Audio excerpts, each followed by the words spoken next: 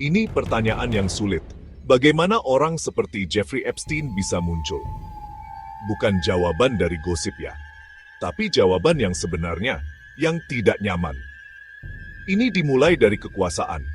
Bukan cuma uang, tapi juga akses. Ruangan-ruangan di mana orang bilang iya lebih cepat daripada mereka berpikir. Kekuasaan menarik orang-orang yang mendukung.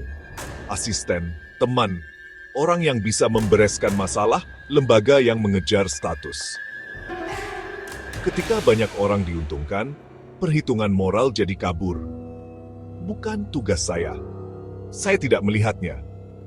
Lalu ada grooming atau persiapan mental, bukan hanya pada korban, tapi juga pada lingkungan sekitar. Pesona melunakkan pertahanan. Hadiah membuat bantuan terasa biasa. Batasan bergeser sedikit demi sedikit. Para predator mencoba. Jika tidak ada yang menolak, mereka akan melangkah lebih jauh. Break, kerahasiaan itu dibuat. Perjanjian rahasia, jet pribadi, pulau pribadi, alasan pribadi.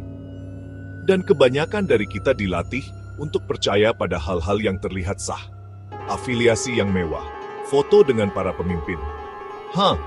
Kita salah mengira gengsi sebagai etika. Itulah jebakannya. Ada juga penyebaran tanggung jawab. Dalam sistem yang besar, setiap orang memegang satu bagian kecil. Drake, Podmili. Itu membuat seolah-olah tidak ada yang bertanggung jawab. Penyamaran yang sempurna untuk kejahatan. Tapi, ini bagian yang tidak ingin kita akui. Tanda-tanda awalnya terlihat normal. Pelanggaran aturan dianggap sebagai kejeniusan. Melampaui batas dianggap sebagai kepercayaan diri. Ketika seseorang memberikan status atau uang, kita menulis ulang cerita mereka agar sesuai dengan kebutuhan kita. Jadi, mengapa orang bisa menjadi seperti Epstein? Karena dalam kondisi yang tepat, kekuasaan yang tidak terkontrol, pengakuan sosial, akuntabilitas yang lemah, predasi bisa berkembang. Ini bukan hanya masalah monster. Ini masalah ekosistem.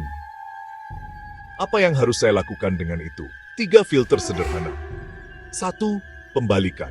Jika orang ini tidak punya status, apakah perilaku ini akan baik-baik saja? 2. Gesekan. Terburu-buru, terpesona, terisolasi, perlambat. Ajukan pertanyaan bodoh. 3. Batasan. Tentukan batasan yang tidak bisa ditawar sebelumnya.